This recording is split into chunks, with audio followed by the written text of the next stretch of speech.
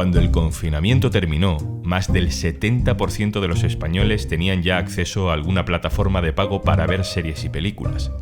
Amazon Prime, HBO, Disney Plus y sobre todo Netflix han llenado con catálogos infinitos horas y horas de ocio.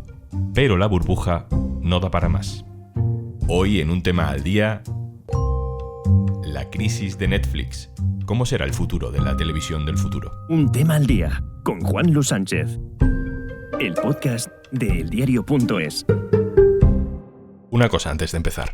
En las guerras o en las crisis económicas, Oxfam Intermón trabaja para que todas las personas tengan los mismos derechos y oportunidades.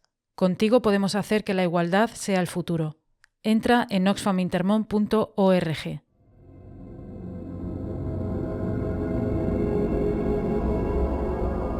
Con este sonido empezaba la serie Perdidos. Y con Perdidos probablemente empezaba una nueva época, la era de los maratones de series, de tragarse 5 capítulos un sábado por la tarde en vez de ir al cine o de mirar a ver qué ponen en la tele.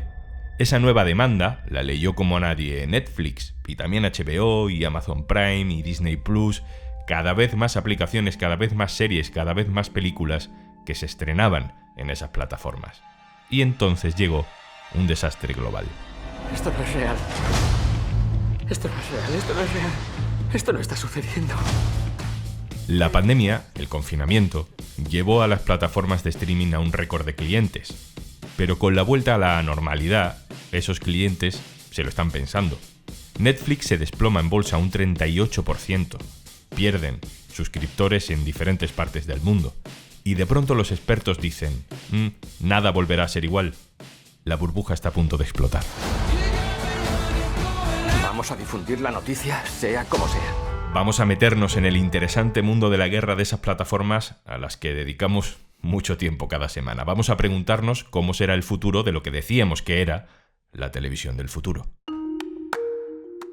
Elena Neira es profesora de comunicación en la Universitat Oberta de Cataluña. Hola, Elena. ¿Qué tal? Tienes un libro que se llama Streaming Wars, las guerras del streaming.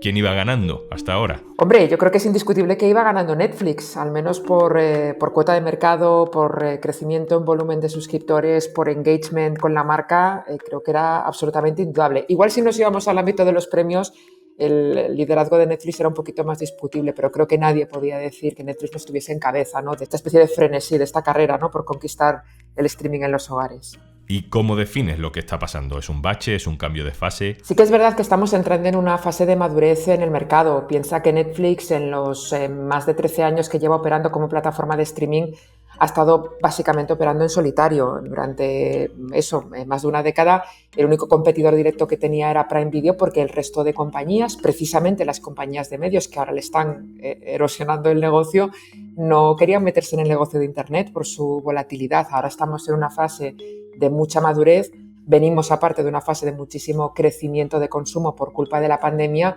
y estamos entrando pues en probablemente la posguerra del streaming, se podría decir. Pero en un mundo prepandemia, Netflix era un buen negocio, porque ahora que volvemos más o menos a aquella normalidad no funcionan los números. Pues que a Netflix lo que le ha hecho daño principalmente no es tanto la competencia, sino el tipo de competencia y sobre todo el tipo de contenido que tiene la competencia. Al final la competencia de Netflix, la actual, los Disney Plus, los HBO Max, son compañías de medios que antes le vendían el contenido y que era un contenido que en su plataforma funcionaba muy bien. Y ahora Netflix se ha encontrado en una situación en la que ese contenido ya no lo tiene que reforzar todavía más esas propiedades intelectuales que recién estás construyendo, como La Casa de Papel, como Stranger Things, y eso está erosionando de una manera muy clara su modelo de negocio. Y luego, por supuesto, unas circunstancias sociopolíticas que nadie podía prever, como ha sido el conflicto de Ucrania, ¿no?, que es realmente lo que ha motivado la caída. Esos 200.000 suscriptores menos es una consecuencia directa de la suspensión del servicio en Rusia. Elena, al principio parecía que lo de tener Netflix o HBO era como cuando teníamos que decidir si tener Canal Plus o Vía Digital, o Movistar o Orange. Decisiones a largo plazo. Pero es que ya llega un momento en que en realidad lo que hacemos muchas veces es zapping entre plataformas. No, totalmente. La infidelidad de plataforma es un problema real Quizás es el principal reto que tienen ahora mismo las plataformas de streaming. Antes era razonablemente fácil mantener retenido al cliente todo el año y ahora cada vez es más difícil. Es cada vez más frecuente que tú contrates una plataforma durante unos meses, luego la des de baja y te vuelvas a dar de alta a finales de año. ¿Cómo están reaccionando las plataformas? Pues con políticas comerciales tremendamente agresivas, dando descuentazos por los planes anuales o fidelizando con unas tarifas que no tienen competencia. Y contra eso precisamente Netflix no puede luchar porque Netflix ya está en una fase de plena madurez de negocio y está compitiendo con plataformas que recién están en la fase de expansión y que por tanto están dispuestas a hacer pues sacrificios en términos de retorno directo por el suscriptor para poder ganar cuota de mercado. Yo creo que al final el mensaje es que el consumidor es perfectamente consciente de que la oferta que hay disponible no se la puede acabar y que tiene que simultanear. Y tampoco es posible que el bolsillo soporte la suscripción a todas las plataformas que hay disponibles. O sea, ¿tú no ves un escenario donde sea sostenible que tengamos todas las plataformas a un precio muy bajo y eso sea, digamos, una nueva forma de tele de pago? Yo creo que no será el espectador por defecto. Creo que hay un grueso de personas, quizás el público más especializado, el público que es muy fanático o sencillamente los locos como yo que nos dedicamos a esto y las tenemos todas, que sí puedes tener una contratación muy por encima de la media. El último barómetro de GK hablaba que el español medio tenía 2,3 plataformas en el hogar y normalmente está derivado una, que es casi siempre Prime Video, que viene derivada de la contratación de Prime y por tanto está incluida, y la otra normalmente es Netflix. ¿Qué ocurre? Que en la medida en la que existen servicios, sobre todo operadores de telecomunicaciones, que permiten agregar las aplicaciones de las plataformas dentro de una tarifa única, como puede ser el paquete de series pues de Movistar, de Vodafone, de todas las televisiones de pago disponibles, sí que incrementa el ratio de plataformas por el hogar. La contratación independiente es muchísimo más difícil. De ahí esta picaresca que ha surgido entre consumidores de, pues yo contrato Netflix y comparto contigo la cuenta, pues yo tengo HBO y la comparto contigo, un poco esta especie de trueque entre plataformas para poder ampliar al máximo la oferta que está a nuestro alcance. Pero de eso es consciente Netflix, ¿no? Y HBO y todas. Ellos saben que lo hacemos. Son plenamente conscientes, lo que ocurre es que a las plataformas que están en fase de captación no les importa tanto porque lo que les interesa es tener penetración en los hogares y que la gente se habitúe a tener la plataforma. Y hasta hace poco a Netflix tampoco le importaba porque quería exactamente lo mismo. Lo que pasa es que sabes que el negocio de la televisión de pago se fundamenta en el hecho de que el cliente se deje un dinero todos los meses. Claro, si el cliente paga una única persona, pero de repente el servicio lo están compartiendo 5, el beneficio de esos 6 usuarios es mínimo. Entonces, de ahí que Netflix esté adoptando como medida la posibilidad de restringir las cuentas compartidas, porque es muy consciente de que probablemente pierda muchos suscriptores, pero al menos perderá suscriptores que tampoco le estaban dando beneficios. Quiero hablar de cómo todo esto puede afectar al contenido. Déjame, Elena, que salude a Laura Pérez, que es compañera de Bertele, especializada en series. Hola, Laura. Hola, Juanlu, ¿qué tal? Laura, si las plataformas con esta crisis se vuelven más conservadoras, quizás veamos menos apuestas, grandes producciones, veamos formatos más baratos. ¿Puede cambiar el tipo de contenido que vemos en estas aplicaciones? Lo que estamos viendo ya en la mayoría de plataformas es que una vez conquistado el terreno de la ficción, tanto en series como en películas, van a por más. Muchas de ellas ya se han lanzado al mundo de los documentales y del entretenimiento con la producción de realities, talent shows, que son géneros que siempre han estado más asociados quizás a la televisión en abierto. No quiere decir que dejen de producir series, ni mucho menos, pero sí están diversificando su contenido para intentar abarcar más y así va a seguir siendo en el futuro. Sin ir más lejos, en Netflix España, en este último año se han estrenado varios realities. Uno de ellos es Insiders, que es una especie de gran hermano más innovador, que va a estrenar también ahora su segunda temporada. Otro de ellos es Amor Confianza, que es una especie de Isla de las Tentaciones en Netflix, con lo cual, bueno, sí que son géneros que siempre hemos visto más en la tele y que ahora están en Netflix y en HBO próximamente otro reality. O sea que vamos a acabar viendo novelas turcas en HBO. Sí, de hecho ya las hay en HBO, en Netflix, en Amazon. El fenómeno turco no es algo exclusivo de la tele en abierto, ya ha llegado también a las plataformas y responde a que al final su objetivo es tener un catálogo lo más amplio posible. ¿Si se van a aparecer las plataformas cada vez más en la tele? Sí, de hecho, de esta diversificación de contenidos ya la estamos viendo con la producción de formatos de entretenimiento. Y a nivel internacional, Amazon y HBO Max han entrado también en el terreno de las retransmisiones deportivas en directo, que es un trozo del pastel que a día de hoy todavía pertenece a la tele y que están entrando también ahí las plataformas.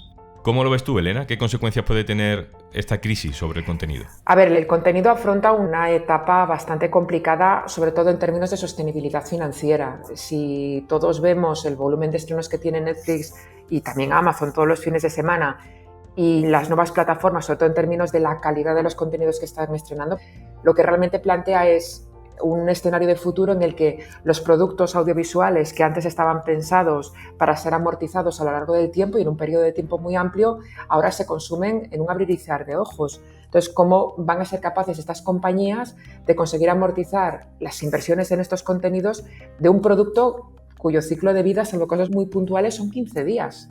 Entonces, yo creo que lo que vamos a ver a partir de ahora, yo creo que Netflix va a ser el ejemplo más claro, que los proyectos yo creo que van a ser mucho más ambiciosos y desde luego van a ir acompañados de campañas de marketing igualmente ambiciosas. Laura, en Bertele os he leído hace poco que empieza incluso a resucitar la rutina de ver series en la tele semana a semana, capítulo a capítulo, como antiguamente. A mí me parece una tortura, pero bueno, se ve que es una fórmula que no acaba de morir. Sí, después de un tiempo en el que en el sector ya se había asumido que los tiempos habían cambiado y que la emisión semanal de una serie ya no generaba ese evento de antaño, este inicio de año está siendo muy fructífero para la ficción en abierto. Tenemos ahí casos como Entrevías de Telecinco o Alba de Antena 3, que si bien no tienen los enormes datos de audiencia de hace años, sí están llamando de nuevo al público, están siendo las ofertas más vistas de sus cadenas y están demostrando que las series no solo se consumen a la carta como se había creído, sino que son todavía productos muy importantes para la tele, para sentarte delante de la tele, poner la cadena determinada y pues tener ese evento familiar. Elena Neira, profesora de comunicación en la Universitat Oberta de Cataluña, muchas gracias por estar con nosotros. A vosotros. Y Laura Pérez, compañera, muchas gracias a ti también. Gracias a ti, Juanlu. Y antes de marcharnos...